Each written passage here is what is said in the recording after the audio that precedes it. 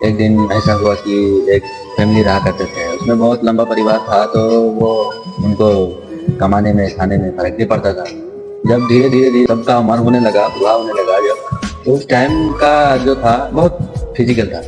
Physical मतलब समझाए तो सबका शादी उदी भी कराना था, तो टाइम नहीं था उतना।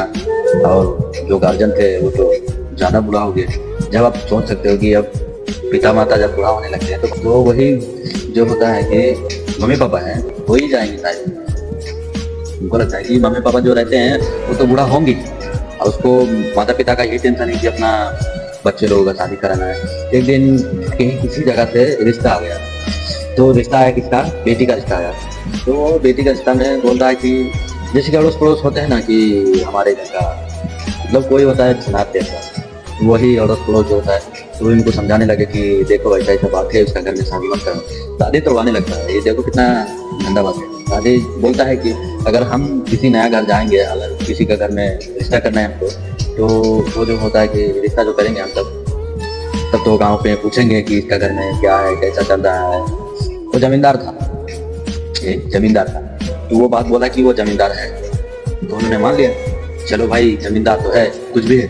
रिश्ता वालों ने ये नहीं सोचा कि वो क्या करता है नहीं करता है, मगर जमींदार है। जमींदार फिर रिश्ता तो करा दिया। शादी ब्याह का टाइम आ गया, बोला कि दहेज का क्या मामला है। तो पिताजी ने बताया कि दहेज का क्या मामला होगा, हम लोग तो जमींदार है ही, और दहेज तो कितना चाहिए आपको। बोले कि 1 रुपये, 1 ही रुपये। तो बोला क्यों। बोले कि भाई हम भी जमींदार है, हमारा पास भी जमीन है, खुद का घर है, बंगला है, गाड़ी है, तो आराम कर रहे हैं हम। तो ऐश्वर्याम जैसे बहुत इससे ज्यादा दौलत था उनके पास, इससे ज्यादा दौलत था उनके पास। इसीलिए बोला कि दहेज में क्या चाहिए। जब दहेज का बात आ ही गया है, तो अपना मुंह से जब बोल ही दिया है समझे, तो दहेज देना ही पड़ेगा। कितना दे, 1 रुपये। तो 1 रुपये किसका दिल लेंगे, जब तुम घर छोड़ के नमाज टाइम टाइम पे पढ़ने लगोगे, और घर में सबको नमाज पढ़ाना। बोला कि तो संभव है, समझी, बोला कि ये तो संभव है। तो उन्होंने बोला कि चलो ठीक है, संभव है तो संभव है, 1 रुपये मुझे दहेज दे दो, अभी नहीं चाहिए। दहेज का ये याद रखना, तुमको 1 रुपये देना होगा। तो उन्होंने बताया कि चलो भाई 1 ही रुपये तो है, कौन सी बड़ी बात है, हमारा पास इतना है। तो बोला कि चलो ठीक है। सबको बोला कि घर में हो गया, सबको बुलाया। पहले ही बेटी का शादी करा रहा है, तो एक ही उसका बेटी जो है तो शादी कराना है। तो बहुत सी लड़कियां अभी जवान जवान है, शादी भी कराना है उनका। तो एक ही से समझ मिला कि 1 रुपये दहेज लेकर के और सबको नमाज पढ़ाने की कष्ट किया जा रहा है। तो कष्ट इस चीज का, जब बूढ़े जब गार्जियन नमाज अदा करने लगे, तो उनको क्या, तो फिर कष्ट किए जा रहे थे। सबको बुला करके घर में इकट्ठा किए, एक जगह किए। तो बोले कि उसको पहले बीबी को बोला कि एक काम करो तुम, हमारा समधी बोला है कि हम 1 ही रुपये दे दो। औरत खुश, बोला कि ये तो नहीं बात है, अब खुशी की बात, 1 ही रुपये दे। बोला कि सब क्या है, तुमको 5 टाइम नमाज पढ़ना है 1 साल लगातार। तो बोला कि ये तो सही है, अब देखो। तो फिर वो महिला क्या जवाब दे रही है, नमाज पढ़े नहीं पढ़ेगी, इसीलिए जवाब क्या दे रही है, वो और क्यों नहीं माना, हम देते हैं, ये शर्त क्यों रखा। बोला कि भाई ये का फर्ज था, तुम इस घर में नमाज अदा नहीं हो रही है, जमींदार हो, तुमको कमाने की जरूरत नहीं है, तुम अपने जमीन से सब कुछ उगा सकते हो, पैसे उसी से बनता है। तब बोला कि नहीं हो सकता ऐसा, शादी करने तक। महिला बोल रही, वो बूढ़ा है, तो वो बोल रहा है कि नहीं, ये रिश्ता नहीं तोड़ा जा सकता, क्योंकि नमाज पढ़ाई है बाबू, हम नमाज अदा करेंगे 5 वक्त 1 साल क्यों, हम जब तक जीवित रहेंगे नमाज अदा करेंगे। तब बोले फिर हम नमाज अदा करते हैं। तो वो बूढ़े कुछ दिन के बाद टाइम, शादी का टाइम जो होता है, तो वो मान दिया था कि 15 तारीख को होगा, या 27 तारीख को होगा, या 28 तारीख को होगा। तो उन्होंने मान दिया था कि शादी का मुहूर्त जैसे हमारा किताब के अनुसार नहीं माना जाता है, अब सब दिन के 5 साल पहले आते चला आ रहा। जब जिस टाइम नबी का जमाना था, उस टाइम से शादी का जो है दिन तारीख वो आते चला गया, मगर किताब में ये नहीं लिखा हुआ कि जो तुम इसी तारीख को होगा शादी। तुम शादी में ये भी बोला गया है कि अपना रिश्तेदारों को लेकर के या अपना बाप दादा को लेकर के जाओ और शादी करके आओ उधर से। हमारा कोई जरूरत नहीं, तुमको खिलाने का शौक है तो तुम गाँव समाज में दावत दो, बुलाओ, अपना घर में खिलाओ। तुम्हें वहाँ ले जाने की जरूरत नहीं है, तुम्हें वहाँ ले जाने की जरूरत नहीं है, ठीक, हमारा ये भी किताब में लिखा हो। मगर तो ये बात जहाँ थी, हम नमाज अदा करने लगे, उसका फिर कुछ दिन बाद ही एक बेटे का रिश्ता आया।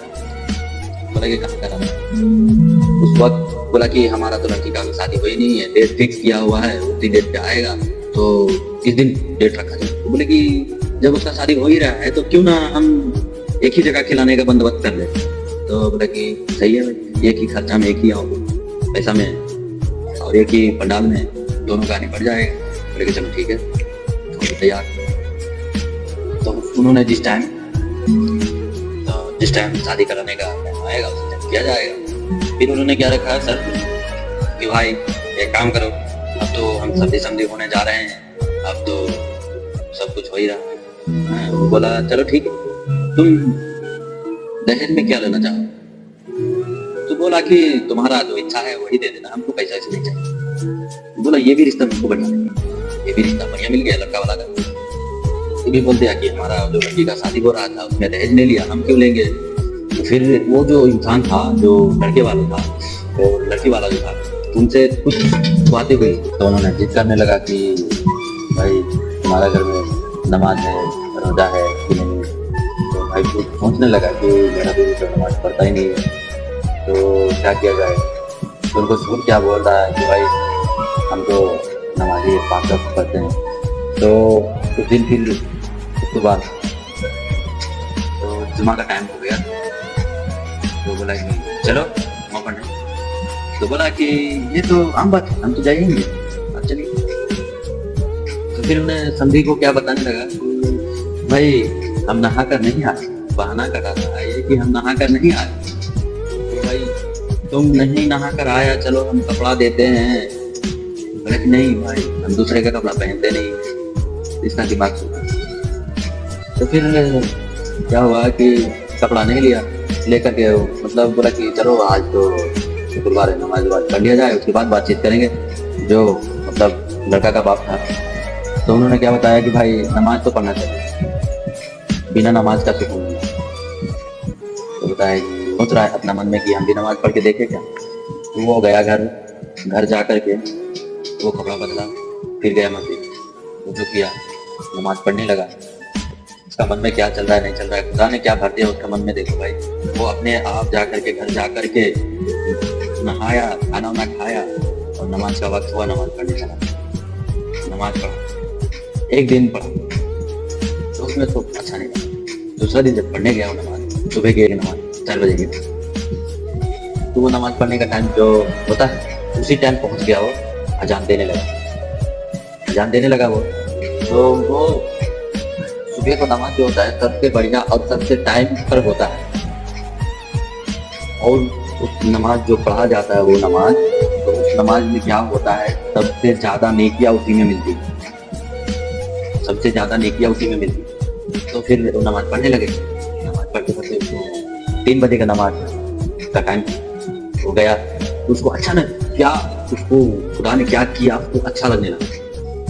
और जब नमाज नहीं पढ़ता था उसका शरीर से ऐसा मुंह आता था कि वो अगर किसी इंसान का पास से गुजरता था तो इंसान थू करता था। और आज वही इंसान जो है उसको सलामी ठोक रहा है, भाई कौन सा इधर से सूरज उठ के आ गया है, तो भाई वो तो नमाज पढ़ रहा है। तब उसको रात में जब आया तो दीदी का बोला कि ये काम तुम्हारा मैं हाथ जोड़ता हूँ नमाज। बोला चलो क्या हुआ, आप ऐसा क्यों हुआ? बोला कि देखो हमको रात में सपना आया था कि वो खुदा जो होते हैं उनके फरिश्ते आए थे, उन्होंने बता रहे थे हमको कि तुम्हारा बीवी को, तुम्हारा बाल बच्चा को सबको पढ़ाओ लिखाओ और आलिम बनाओ और नमाज अदा करो। बोला कि ठीक है करेंगे, इसमें कोई क्या बड़ी बात है। जब उसको नमाज पढ़ने लगी तो 2 टाइम 2 वक्त की नमाज की, उसके बाद उसको अच्छा नहीं लगा, लेकिन ये बेकार थी। पति जो मजे में थे तो उसको बेकार कैसे लगता। तो फिर क्या हुआ तो फिर क्या हुआ लड़के वाला था, लड़का वाला था, ये तो अभी भी तो नमाज पढ़ने का तैयार तो नहीं हो रहा। फिर एक दिन क्या कीजिए, लोटा ले लिए, छोटा सा लोटा है, गाँव में गएगा तो लोटा दे, हर घर में होता है लोटा। एक दिन क्या किया कि उसका बीवी को बुलाया, इधर आना, लोटा लेके मुझे करेंगे। तो कैसे कर, क्योंकि नमाज पढ़ती नहीं थी, अनपढ़ है। तो उसका पति जो थोड़ा बहुत पढ़ा हुआ था, नमाज रोजा जो होता है उसका लाइक कर रहा था। क्या हुआ, उसको बताया कि ऐसा होता है। और उसको पति था एक मस्जिद में एक मौलवी, उससे दिमाग लिया करता था। तो रोज जाता मौलवी के पास, बोलता कि मौलवी साहब मुझे एक सूरा सिखाओ। कौन सा? बोला कि मेरा बीवी को जो नमाज पढ़ने का अदा फरमाए। बोला कि चलो भाई सिखाते हैं। तब वो बताने लगा, बताते दुआ तो सीख गया। फिर आया, सोया रात में, और जैसे ही नींद गया वो दुआ पढ़ के उसके चेहरे पे एक फूंक लगा दी। अब बताओ, एक सूरा में ऐसा क्या चीज है जो एक फूंक लगाने का जो होता है, एक फूंक से उसका पूरा माइंड बदल जाता है। माइंड बदलने के बाद वो तो एक सुबह उठी, नहाई हुआई, हम नमाज पढ़ के आते हैं। बोले कि कौन सा पश्चिम से सूरज उठ के आ गया, तुम अपने मुंह से बोल रही। बोले कि रात में सपना आया, जब हमारी इंतकाल हो गई थी तो बताया उन्होंने कि तुम्हारा घर दुआ जमीन जायदाद कपड़ा पैसा जो अपना से कुछ करते हैं ना, वो एक बाल जो नीचे झड़ गया वो भी नहीं आपका साथ जाने वाला। एक सुई जो होता है कपड़ा सिलने वाला, वो भी नहीं जाएगा। बस एक ही चीज जाएगा, वो है आपका एक कफन और 2 कफन की ही रस्सी बनाई जाएगी क्योंकि मुंह को बांधने के लिए। तो उन्होंने कफन को बांध दिया और हमें तो सपना आ रहा था, तो दिखाया तो क्या करेंगे,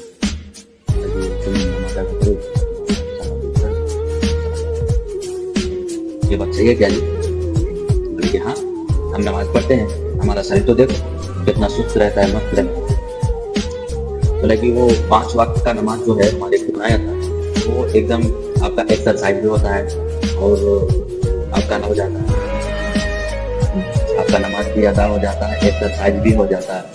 तो उसी को लेकर के खुदा ने यह सोचा कि क्यों ना हम अपना बंदा को जो हम इस दुनिया में भेजे तो उसका कुछ मतलब नमाज अदा करें। तो नमाज पढ़ भी लेता है और एक्सरसाइज भी हो जाता है। उसी तरह से कुछ दिन के बाद शादी दोनों का, एक लड़का लड़की का दोनों का शादी होता है। तो शादी संपन्न होने के बाद फिर क्या हुआ, रिश्ता तो बैठा दी गई। फिर एक दिन दोनों समझी मिले और क्या फिर जो हुआ उसी में सब लोग खुश रहने लगे।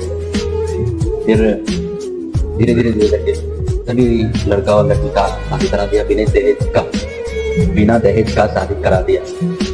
तो शादी कराते उन्होंने 8 लड़कों और लड़की को करा दिया